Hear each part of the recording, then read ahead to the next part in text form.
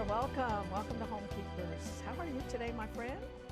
If you've never seen us before, my name's Arthelene Rippy, and we've been around a long time, and we have a lot of viewers who've been with us for a long time.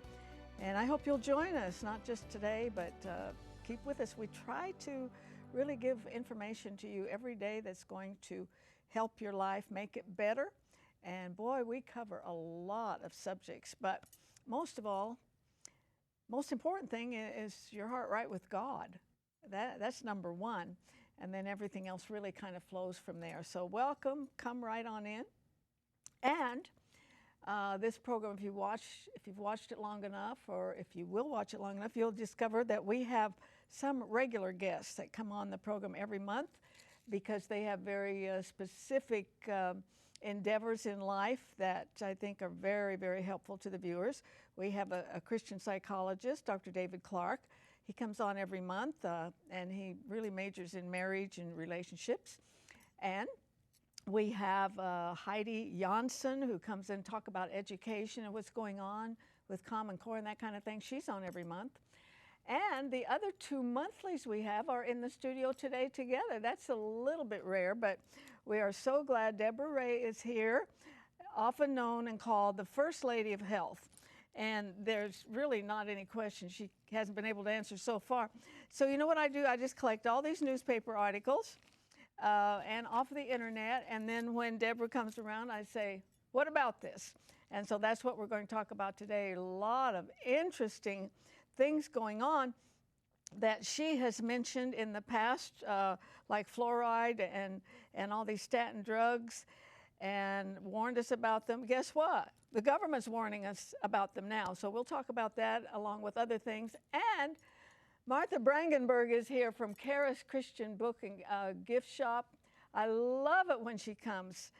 And as long as she's come here, it's just downright amazing, the wonderful things she can put together.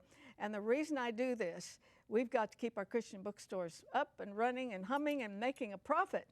And so when you see what's in there, if you ever go in a Christian bookstore, I think you're going to be surprised at what you see. So today, we have a specialty. We're going to talk about the graduate. That could be high school or college or whatever. So, boy, we got the great ones here today. Glad that they are here. Before I join Martha, though, we're again offering you this darling, beautiful, see if I can get the earrings to hang down right, cross and earrings, and I still can't get them right. There we go. This is a really great size of a cross.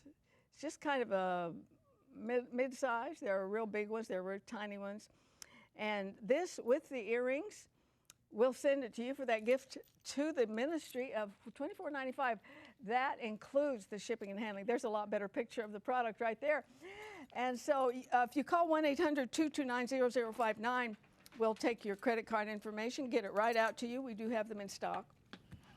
And also, if you don't like to order that way, the address is on your screen. Just make a check out to Homekeepers, Box 6922, Clearwater, Florida. We'll get it right out to you. And we do have them in stock, but of course, they won't last forever, as I'm sure Martha can attest to that. You run out of things in your store. Yes, when people see something beautiful, they always say, oh man, I should have bought that right when I saw it, because they can't find it again. So. Welcome back. Thank you. Thank you. You know, I was just thinking of my own graduation, 100 years ago or more, but we all had to buy a white dress. We had the cap and gown, but everybody bought a white dress. Yes. And when it was all over, we all cried. Yeah. Did you cry at yours? I don't remember crying. I think I was pretty happy, especially college. You know, I felt like, okay, now I can move on and do some real work is kind of how I thought of it. But I know that a lot of people, it's just really sentimental, you know, because it's a big milestone in life, whether it's high school or college. You've made that it is milestone, and you're ready for the next thing. So it's exciting. And before I forget, I want to mention your husband and you are on his program. Sometimes you do by yourself. Yes. Right? That's on WTIS on Friday night, right? No, it's every weeknight, Monday through Friday at 5 o'clock. Yes. Wow, no wonder you're so busy. And it's called I Work for Him. Yes, and so if you go, you can find it lots of ways. If you just Google I work the number 4 him. We're on Facebook, we have a website and things like that. Yeah, and that's Tampa Bay area, but WTIS has a long range. Okay, let's talk about what we've got for the graduate here. Well, one of the things that, I was thinking about when I was pulling some things for this is the fact that everybody thinks about the verse, for I know the plans I have for you, and they really focus on Jeremiah 29:11. But some of the other ones that I pulled have to do with trust and faith, because I think those are also things that kids can be very introspective as they're graduating and thinking about the next step, and those are just such great messages. Especially today. Yes, and they need to be reminded of that. So if we just start over here, a new thing that we've seen a lot in artwork is almost this handwritten look, and so it's scripture, but it's written in such a way it's not like a real formal thing for the teens. So that's a really, they could put that on a dorm room or on their wall, and really be reminded of the scripture verse. So I thought that was really important. And of course we have a portfolio, so if you want them to feel all grown up and everything, they have something like that. And I love, on the far there, it says, I have another version of it here for boys, but the Georges, Jim and Elizabeth George, a young man after God's own heart, a young woman after God's own heart. I think it's important to remember that not every book has to be now that you graduate, but what is God doing in their heart and in their life, and giving them that message. I would really suggest get them something meaningful that they will keep forever, whether it's a book or something like this. And you never know when they're going to pick it up and read it, so at that time in their life. And so I do have a lot of books here and other things that they can use that just give a little bit of their faith message. So down front, of course, there's a little thing that looks like a cap, and it has a place for a picture and a scripture verse.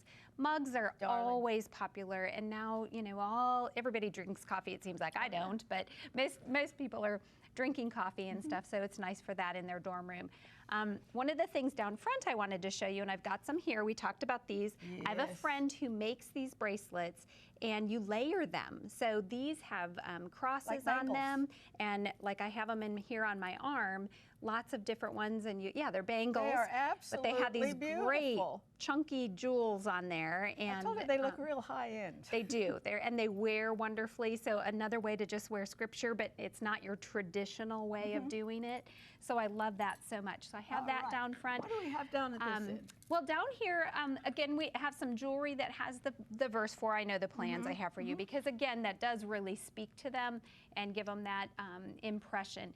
There's a whole line of things that I have here that have stuff about truth. Again, pursuing truth, whether it be a cup, some Post-it notes, things for their wall or even for their desk, where they, because at college you don't have a whole lot of space if you're going off to college or even in your own bedroom. Can I show them what I'm excited about? Yes, you sure may. All right, this is God's answer for the graduate. And I have a grandson graduating. I bought him this, and here's one in a different color. And I bought this for a girl. These are very, very reasonable. And this is something you can write a little message in it. They'll keep it all their life. I really believe they will. This is really nice quality. It's very nice. And I'm glad you brought these. Those particular ones even say 2015. So, again, it makes an earmark on it. So, and scripture, having Bibles, it's a great time of their life to give them a Bible. A good Bible. That's going to last them, that they're going to really, mark up and read and really make it a part of their life. I was noticing this morning when I was having devotion how my Bible is so marked up. Oh, and what a treasure that is. Yeah, that is just such a treasure. I know, don't want to go through that. Many times I've read it. This is kind of a fun T-shirt, and it just says, let's make history, and you can see that the 15. IS is a 15, and then it has 2 Timothy 2:15 on there. So just another fun way to, wear that you're a graduate, and you're very excited about that. Always the Bible. And let's show them these before we have to go. These are devotionals, and this author has written them for all different colleges. You've got Auburn, Florida. You've got all. Yep. There's NASCAR. There's other things that they're real interested in as well. Dr. Ben Carson. Yep, and that's written for the young adult.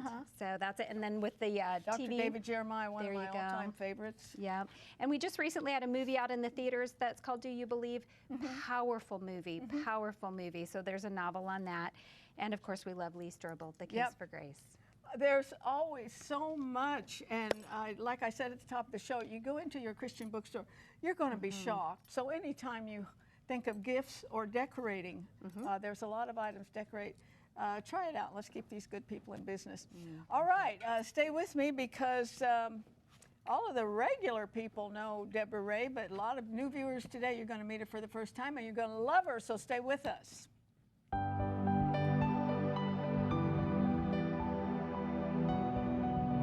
Arthelene would like you to keep the following information handy. You may contact Homekeepers by writing to Homekeepers, P.O. Box 6922, Clearwater, Florida 33758, or go to www.rippy.org. Remember, we always enjoy hearing from our viewers, and we thank you for your support.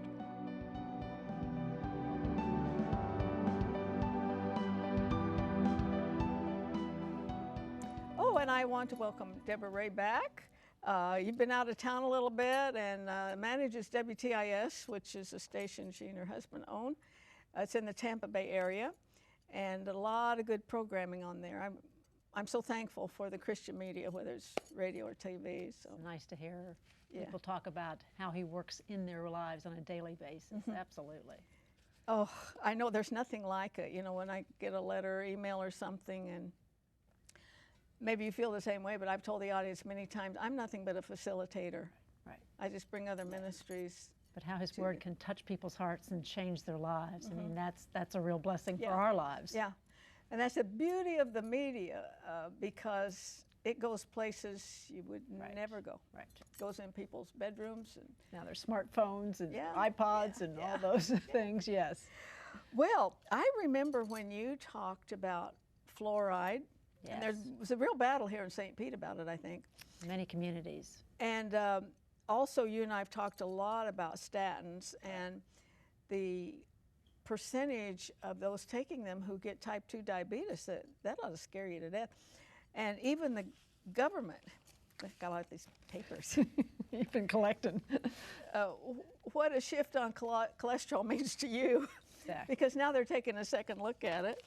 And let's see what else we got here. Literally there for a while. I mean, it was even suggested that we would put statin drugs in the water supply system because they thought it was so good for all of us. Thankfully, they chose not to do that. I did read a couple articles where they wanted to give them to children.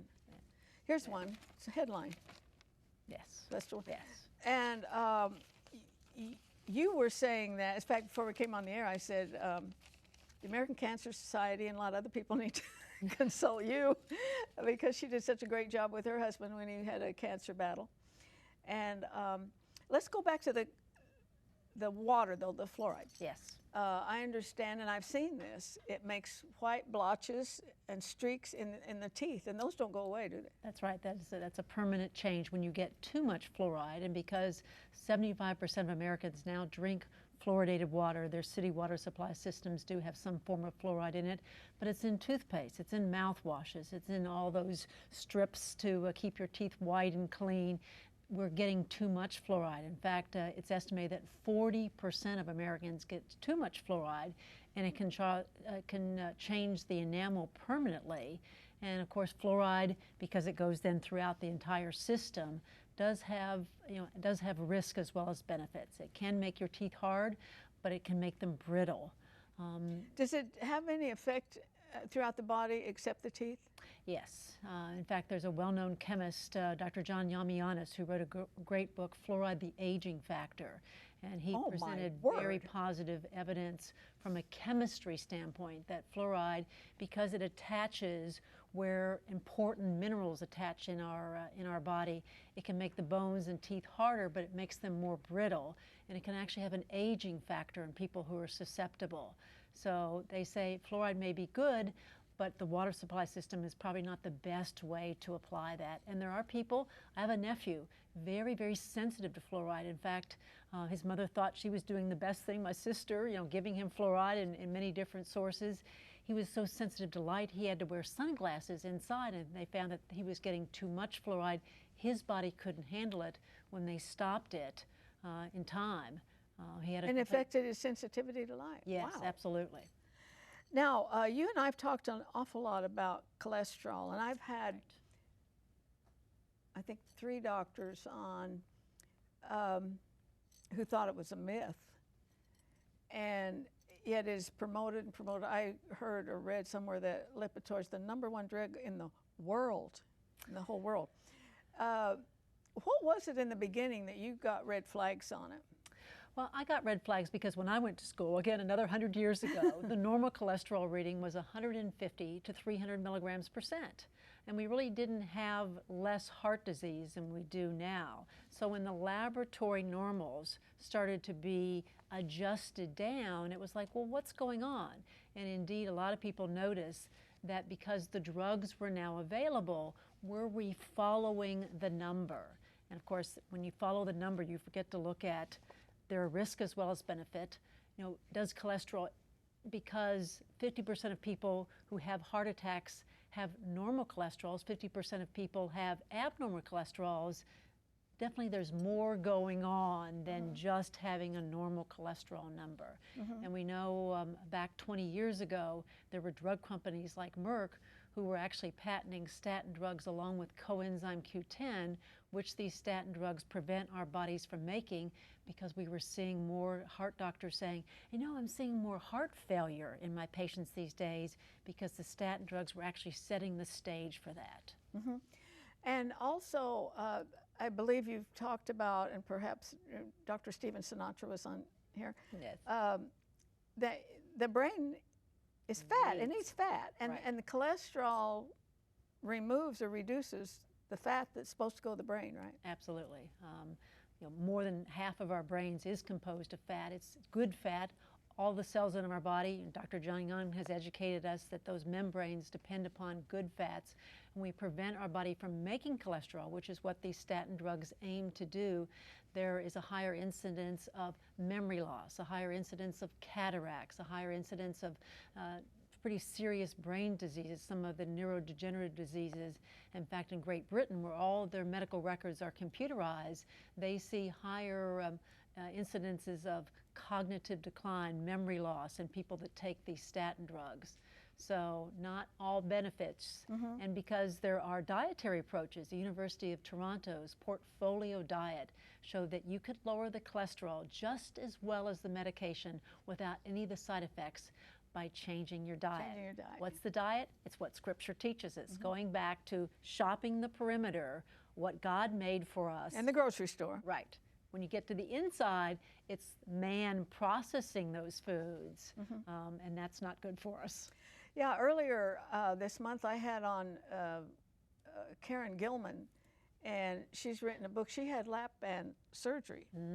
A beautiful woman, and she said, permanent patient food now. was my addiction. Right. And so I talked to her about enabler. She said, I was my own enabler. I mean, when you get that kind of honesty, you can kind of deal with life. And she talked a lot about portions, but also don't eat food that's boxed. Right. And like you said, stay around the perimeter, and that's your fresh stuff usually, and fresh meats. I make sure I eat about a half an avocado every day, and then Dr. Young's, that's beautiful oil that he has in that shake. It is. Is that a good enough, doctor? Is that okay? Absolutely. And there's some great studies out just recently. 2 tablespoons of walnuts is a great way to get the good fats on a daily basis in your diet. Okay. And those good fats are just essential for brain health, vision health.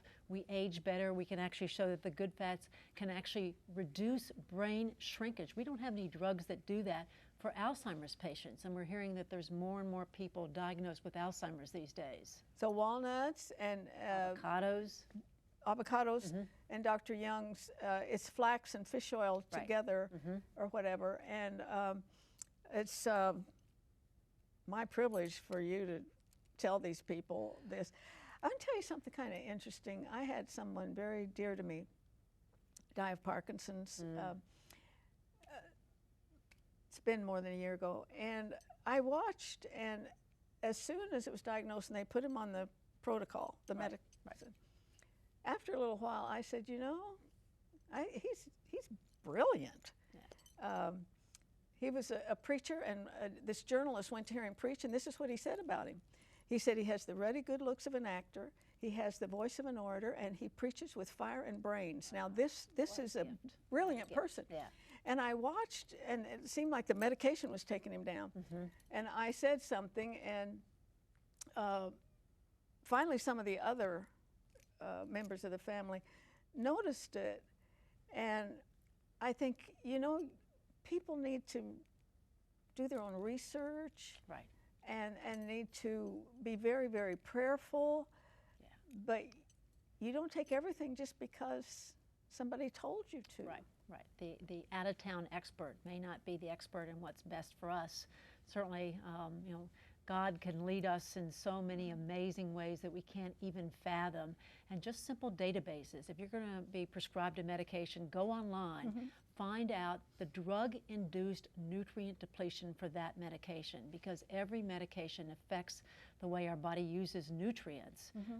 Something like a steroid, for example, affects more nutrients than any other single classification of drug. And with people who use steroids, they find bone thinning, immune suppression, more cataracts. So you can certainly work with that, but there's so many instances that how can our diet, our lifestyle be used first before the medications? We've got it all flipped in this society, and not to the better. Yeah, and I know somebody said to me, when the family member said, "But you don't believe in medication," I said, "Oh, that's not true." No. I said I would take anything if I was convinced I needed it and did the research on it. And I think that's pretty good advice. Is my daughter went through cancer and some chemo, and then they wanted her to be on tamoxifen for 5 years. Well, she went online and read about it, and she chose not to. And I said, "Look, I will support you, whatever your decision is." And that's been 8 or 9 years, and she's still cancer-free. And so and that research shows that even those patients taking tamoxifen have on average 10 months more life. Now, I'm certainly not suggesting that every day is not precious, but what are the risks associated with that 10 months extra of life? Well, one of the side effects is ovarian cancer. So I don't know, you're switching one for the other. The only thing is that, and I feel Deborah feels the same way, we just like to open you up to be really in charge of your health. Okay, what else we got here? We're talking about the fluoride, and this, closing the healthcare gap with stem cells. Yes. I think this is very exciting, very exciting. How are they using these? They are using them for patients who, for example, have had damage to their heart from a heart attack. They're using them for patients who have joint degeneration, for patients who have long-term degenerative diseases like osteoarthritis, where their joints and their bones are deteriorating. There's some implications that maybe even for eyes that have been affected by vision loss. But you have to take a look at it. Do we have generations of people that have had stem cells? We don't. We don't have that research, so you are the experiment. Not to say that it might not be good or beneficial, but again, do the research. It's a little bit new. It's been around for a while, but also it's your stem cells. That's what I think is so thrilling, because is much better than the donor. Yes. Yeah, and when President Bush was in office, George W. Bush, I remember that agonizing that he did, and he outlawed the embryo. Right. And that's when you conceive a child just so you can slice and dice it and take the stem cells out. That's just very unacceptable. And unneeded, unnecessary. Now, is it right, what I've read, that the adult stem cells are far more productive and successful than the embryo? Research is showing that, and then there's some very interesting applications like PRP, platelet-rich plasma, where you actually take your own blood, they draw your blood, they spin it down, and then there's an aliquot of certain cells that are these growth factors that they can inject right back into your body. You know, nothing not natural to your body, so you're not going to react to it. Stuff. And I've seen patients no longer need a hip replacement, you know, incredible back pain for years and years, and their body heals itself. In essence, using your own stem cell factors. Absolutely. Also for COPD, they're already using it for that. I have 3 friends now who have used it for knee replacement. And I think that would be very superior. And they describe it like you did. They take their blood and they spin stuff out of it or whatever they do, and they put your your stuff right back in there. Yeah. Just amazing, just amazing. It really is. It teaches us, what an amazing creation God made, that we have the ability to heal ourselves given the right set of factors. And we forget that. We give up that power to that medication, to that physician, not to say that they're not essential. They absolutely are. But what can we learn from Scripture and from our own heart to make the decision that's best for us? I know, it's, atheists and scientists and all, they really kind of got upset when the genome was discovered. That is so precise to each individual. But the Bible said, we're fearfully and wonderfully made. We are one of a kind. It is just, and how big do you think this stem cell thing's, I mean, we're just in the beginning stage. Absolutely, absolutely. I mean, if you lose a tooth, can you grow a new tooth by taking those cells and growing them in a petri dish? I mean, there's indication that we can actually grow new organs. I mean, it's just, it's limitless what it might offer to us. Yeah, would it do anything in the area of cancer? I don't think we really know that yet, because cancer remains an outside force, plus it's so individual. Every cancer seems to have different triggers, but who's to say? I mean, it's amazing. Well, we've got just a minute or so left. I remember when coconut was bad. Yes. Because it's very high. All fats were bad, yes. All fats were bad, but this one was really bad. And now, there's not enough nice things you can say about coconut. You see it in the regular grocery store because it is one of the sources of the good fats, and if used in moderation, we don't get enough good fats in our diet. And of course, that seems incredible because we think we eat so much fat in this country, but it's the wrong kind of fat. Yeah, the kind of fat you don't want are the French fries and the burgers and that kind of thing. But I bake with coconut oil, and it really gives it a nice little layer of flavor there, so it's okay, right? Absolutely, good for us, okay. Absolutely. Okay, we got other things we don't have time to get to, but you'll be back in a month. I will. And Deborah, the viewers love you. I want you to know that. Well, and they contact me, and I know you're used of God, and we approach subjects that ring a bell and write to us. Absolutely. Yeah, tell us. Boy, someday it'll all be revealed how we've been able to help you out there, and that's certainly our desire. It's absolutely what we want to do.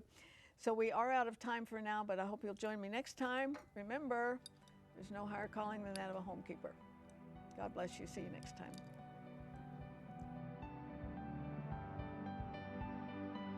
If you should miss a Homekeepers program, you can catch up by going to www.ctnonline.com. Click on CTN Programs and then on Homekeepers.